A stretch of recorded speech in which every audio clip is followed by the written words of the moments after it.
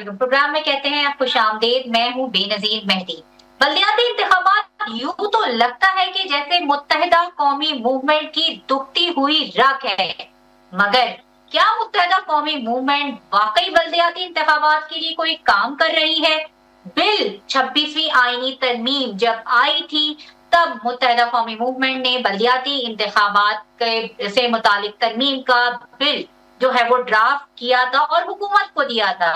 और उस वक्त एमक्यूएम को ये लॉलीपॉप दे दी गई थी कि जो है ये बिल 27वीं आईनी तरमीम, यानी अब जो तरमीम होगी 27वीं आईनी तरमीम के वक्त जो है इसको शामिल कर लिया जाएगा।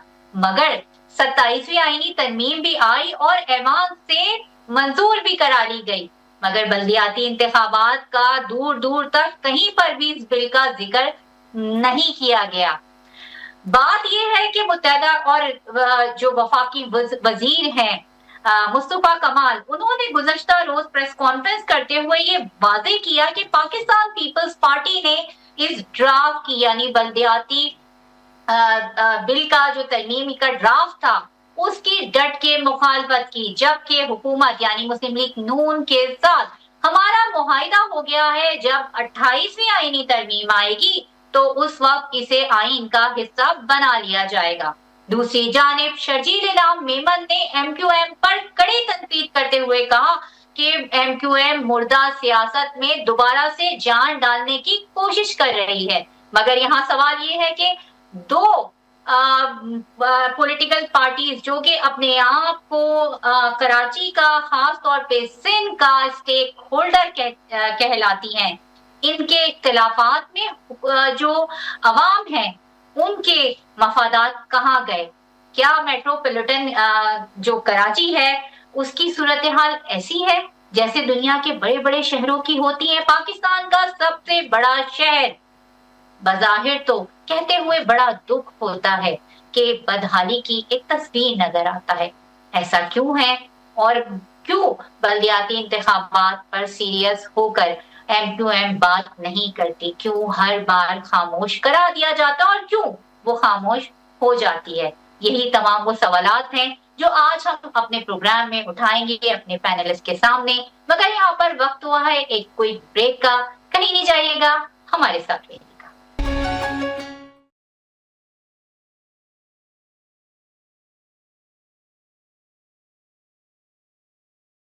जैसे कि प्रोग्राम से पहले ब्रेक से पहले हम बात कर रहे थे बल्दियाती निजाम पर कि क्यों एमक्यूएम का जो बल्दियाती निजाम है या बल्दियाती बिल है वो इतना कमजोर आखिर क्यों है। इसी पर हम आज बात करेंगे। अपने पैनलिस्ट से आपका तारुफ कराती चलूं। हमें ज्वाइन किया है इकबाल मसूद ने, जो कि रुकने कौमी असम्बली है, सीनियर रहनुमा है एमक्यूएम के। इसके अलावा फैसल मीर पाकिस्तान पीपल्स पार्टी के सीनियर रहनुमा है और कुछ देर बाद हमें ज्वाइन करेंगे मलिक शर्जील अवान, जो कि मुस्लिम लीग नून को रिप्रेजेंट करेंगे। सबसे पहले फैसल, आपसे ये सवाल है कि कल मुस्तफा कमाल ने एक प्रेस कॉन्फ्रेंस की जिसमें उन्होंने ये कहा कि जब 27वीं आईनी तरमीम आई और हुकूमत ने हमारे उस मौकफ को, हुकूमत ने हमारे जो बिल था बल्दियाती इलेक्शन का, उसको, उस ड्राफ्ट को सपोर्ट किया, मगर पाकिस्तान पीपल्स पार्टी ने उसकी डट के मुखालफत की। तो what is the reason behind it? Pakistan Peoples Party जो है वो बल्दियाती निजाम की मुखालफत क्यों कर रही है? क्या सिर्फ इसलिए कि कराची शहर में उनकी आजादारी रहे, कराची शहर में उनका असर रसूख ज्यादा रहे?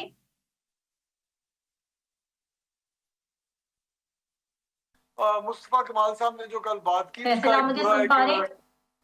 जी मैं सुन पा रहा हूँ आपको। आपको आवाज आ रही है? हेलो जी, आपको आवाज आ रही है? जी फैसल कंटिन्यू। हाँ जी, मुस्तफा कमाल साहब ने जो बात की उसकी, हाँ जी, उसमें ये है कि क्योंकि आप सबके इल्म में है कि जिस तरह ये इलेक्शन जीते हैं, इनको तो रात को ये सोए हुए थे, सुबह इन्हें पता चला कि हम इलेक्शन जीते हैं, और जिस तरह वो आए वो सारे सबके इल्म में है। और इस वक्त कराची में एनक्यूएम जो है अल्ताफ हुसैन के बाद अपना बिल्कुल जीरो पे आ चुकी है। तो इन्होंने जो बाइकआउट किया इलेक्शन का, उसकी वजह भी यही थी कि इन्हें इल्म था कि ग्राउंड इन्हें कोई एक सीट भी नहीं मिल सकती, इसलिए उन्होंने इन इंतखाबात का बाइकआउट किया। हालांकि इसी सिस्टम पे ये इलेक्शन लड़ते आ रहे हैं। गो के बलदियाती निज़ाम जो है उसमें तब्दीली आती रही है गुज़श्ता 20 साल में, और ये एक चूचू का मुरब्बा बन चुका है। लेकिन इन्होंने कैलकुलेटेड डिसीजन लिया, और इस वक्त इन्होंने बलदियाती निज़ाम को इशू इसलिए बनाया हुआ है कि इन्हें कहीं आइंदा इंतखाबात लड़ने ना पड़ जाए और इनकी कलई ना खुल जाए। अगर ये शोर नहीं डालेंगे बलदियाती निज़ाम के बारे में, तो इनको इलेक्शन लड़ना पड़ेगा। अब इनके पास रीजन होगी कि हमारी बात नहीं मानी गई, लिहाजा हम दोबारा बाइकआउट करते हैं। और कोई ऐसी कोई चीज इसमें बड़ी नहीं है जो ये बातें कर रहे हैं जी कि कोटा सिस्टम, ये लसानियत की सियासत है। और लसानियत की सियासत अब किसी जमाने में कराची में बहुत पीक पे रही अल्ताफ हुसैन साहब के दौर तक, लेकिन अब वो पीपल्स पार्टी ने वो स्पेस वापस ले ली है, और कहीं पे ये एग्जिस्ट नहीं करते, ना कराची में ना हैदराबाद में। लोग जो है वो अंडरस्टैंड कर चुके हैं कि लसानियत की सियासत ने उन्हें कुछ नहीं दिया, और एमकेएम का वजूद इस वक्त कहीं भी नहीं है। ये सिर्फ एक पॉलिटिकल टूल के लिए इस्तेमाल हो रही है, होती रहेगी। फैसल मीर जो कि रिप्रेजेंट कर रहे हैं पाकिस्तान पीपल्स पार्टी को, ये कह रहे हैं कि आप अपना रसल रसूख खो चुके हैं और आपको यकीन ही नहीं है कि आप जीत जाएंगे। आप हारी हुई पार्टी थे, रात को आप हार रहे थे, सुबह उठ के आपको पता चला कि आप जीत गए, बड़ी मुश्किल से सीट एडजस्टमेंट की गई। तो ये तमाम इल्जामात, ये मतलब पीपल्स पार्टी एमक्यूएम के दरमियान जो भी लड़ाई होती रही है उसमें नुकसान सिर्फ और सिर्फ अवाम का ही होता रहा है, कहीं पर भी हमें अवाम का मफाद नजर नहीं आया है। बिस्मिल्लाहिर्रहमानिर्रहीम। मोहतरमा, बहुत शुक्रिया, आपने मुझे इस अहम टॉपिक पर जो है आपने कॉल पर लिया। ये जो मेरे भाई बात कह रहे हैं, असल में वो अक्सर हम एक मुहावरा सुनते आए हैं मौकों पर कि बिल्ली के ख्वाब में चीचड़े। बात ये है कि इनको कहने दें, इनको खुश होने दें। देखें, इनकी खुशफहमी जो है वो कोई बुरा नहीं है अगर ये अपनी जो है ना वो एक जन्नत बना के बैठे हुए हैं। लेकिन बात ये है कि हम ये मुतालबा कर क्यों रहे हैं। ये जो 140A है, इसको देखें, हमें समझना होगा कि ये 140A जो है वो क्यों जरूरी है। पाकिस्तान की तरक्की के लिए 140A जो है वो, उसके बगैर जो है वो आपका मुल्क तरक्की नहीं कर सकता। उसका रीजन ये है कि हजारों अरब रुपए जो है वो आ जाते हैं डिविजिबल पूल में, और एनएफसी की मद में वो आकर सीएम हाउस में पार्क हो जाते हैं। लेकिन देखें, वो पैसा जो है वो ग्रास रूट पर आपको कहीं जो है वो एग्जीक्यूट होते हुए, लगते हुए आपको कहीं नजर नहीं आ रहा। स्पेशली आप इस वक्त देख लें, कराची, हैदराबाद, मीरपुर खास, नवाब शाह, आप सक्खर चले जाएं, इवन के आप खैरपुर और घोटकी, आप इन शहरों को देख लें, बुरा हाल है। देखिए, आप ये जो हम 140A की बात कर रहे हैं, ये कोई एमकेएम का वो नहीं है कि आप कहें कि ये कोई एमकेएम की जाती अपनी तरमीम है या इससे कोई एमकेएम को फायदा होगा। देखिए, इस वक्त सिंध में आपके जितने भी मेयर बैठे हुए हैं, जैसे आपका कराची शहर का आपके मेयर बैठे हुए हैं, हैदराबाद के हैं, इसके अलावा आपके जितने भी जिले चेयरमैन बैठे हुए हैं वो पाकिस्तान पीपल्स पार्टी के हैं। लेकिन इससे 140A से जो है वो पाकिस्तान पीपल्स पार्टी को ही फायदा होना है आज की जो सिचुएशन है उसके मुताबिक। बाकी बलूचिस्तान का जो है वो कल, जी प्लीज मुझे जरा एक बात कंप्लीट करने दें।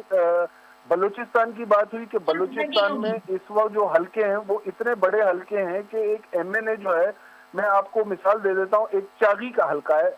आप अगर वो हल्का आप देख लें, उसका जो बॉर्डर है वो 3 मुल्कों से जो है वो टच होता है। अब आप मुझे बताएं किस तरह से एक एमएनए के लिए पॉसिबल है कि वो अपने पूरे हल्के को विजिट करे और पूरे हल्के में वो जो है वो तरक्की के और बाकी जो काम है वो करवाए। तो उनको जो है 140A से ये फायदा हो जाएगा कि वहाँ ग्रास रूट पर उनको जो उनके चेयरमैन होंगे, काउंसलर होंगे, वो वहीं पर मौजूद होंगे, अपने इलाके को वो जो है वो देख भी सकेंगे और वहाँ पर वो काम भी करा सकेंगे। बाकी मेरे भाई ने बात की कि वो सो रहे थे और सुबह उठे तो वो जीते हुए थे। तो एहतजाज तो कराची में मैंने कहीं नहीं देखा, लेकिन मैंने अंदरूने सिंध में देखा कि GDA भी एहतजाज कर रही थी, जमीयत उलमा इस्लाम भी कर रही थी, जमात इस्लामी भी कर रही थी, PTI भी कर रही थी, मुस्लिम लीग नून भी कर रही थी कि हमारी सीटें हमसे छीनी गई हैं।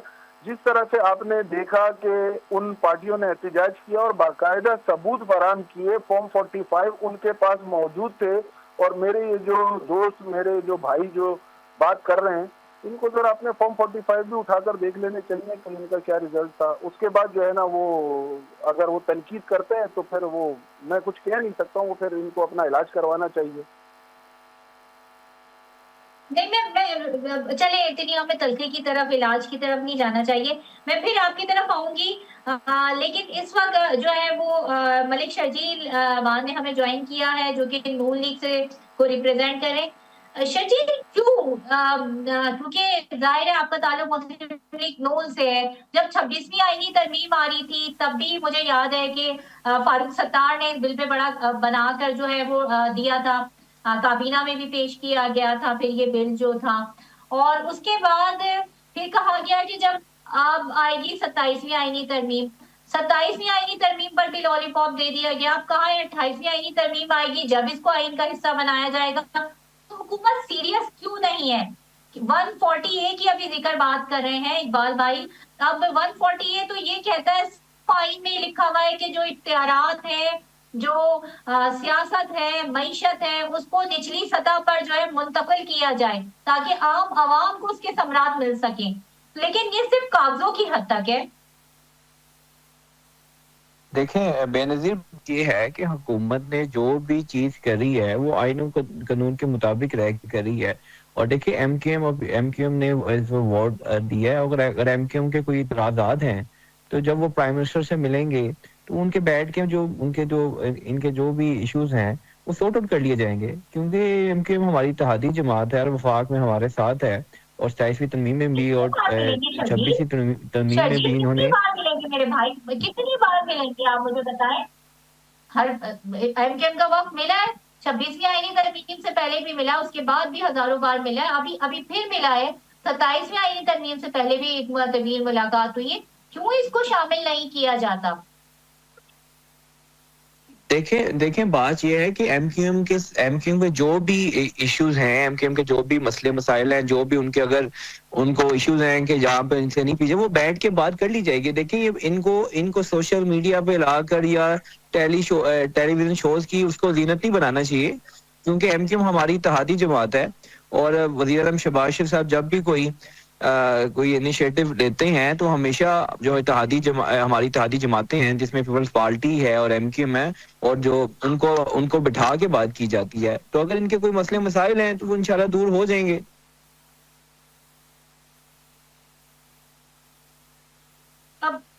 इकबाल साहब देखिए, वो तो जो हुकूमत की को शर्जील तो कह रहे हैं कि जो मसले मसाइल हैं वो दूर हो जाएंगे, मगर क्यों?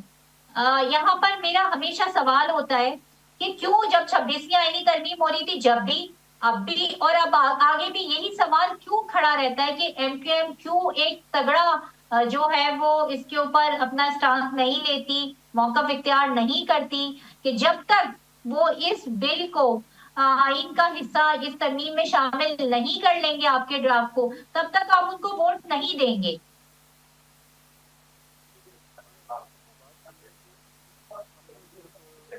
इनके साथ गवर्नमेंट में हम जब बैठे तो हमने सिर्फ एक ही शर्त रखी थी, वो थी ये 140A की।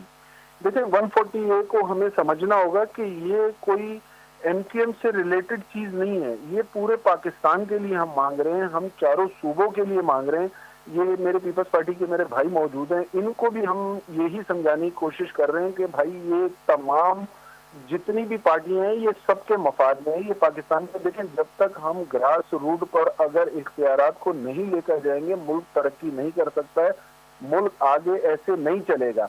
आपने 26वीं तरमीम की बात की, 27वीं तरमीम आ गई। देखें हमने वहाँ हमने ब्लैकमेलिंग नहीं की, हमने कोई जो है अपने जाती जो है वहाँ रोना नहीं रोया, हमने वहाँ मुल्क की बात की, हमने वहाँ सिंध के जो अर्बन एरियाज है हमने उसकी बात की कि देखें इस वक्त कराची शहर जो है वो बहुत जो है बुरी हालत में है। कराची में ना रोडें हैं, ना यहाँ इंफ्रास्ट्रक्चर मौजूद है, पानी पीने का यहाँ मौजूद नहीं है, और जो आ रहा है वो सेवरेज मिला हुआ आ रहा है। बाकी ट्रांसपोर्ट और दूसरे मसाइल वो तो सब आप रोज देख ही रहे हैं कि किस तरह से एक्सीडेंट्स हो रहे हैं।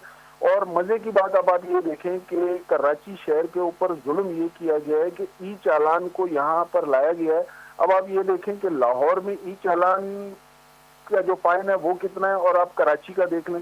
अब आप कम से कम आप रोडें तो आपकी उस लेवल की होनी चाहिए कि अगर आप 10,000 रुपए का चालान किसी को भिजवा रहे हैं तो आपकी रोड भी तो उस मयार की हो। आपकी रोडें उस मयार की नहीं है, आपकी यहाँ गवर्नेंस नहीं है। अच्छा, हम गवर्नेंस की आपसे बात करते हैं, आप जो है हमें जो है वो बुरा भला कहना शुरू कर देते हैं। फिर आप अल्ताफ हुसैन वाले दौर में चले आते हैं कि अल्ताफ हुसैन नहीं कर सके, ये नहीं कर सके। हम आपसे लड़ना नहीं चाहते हैं।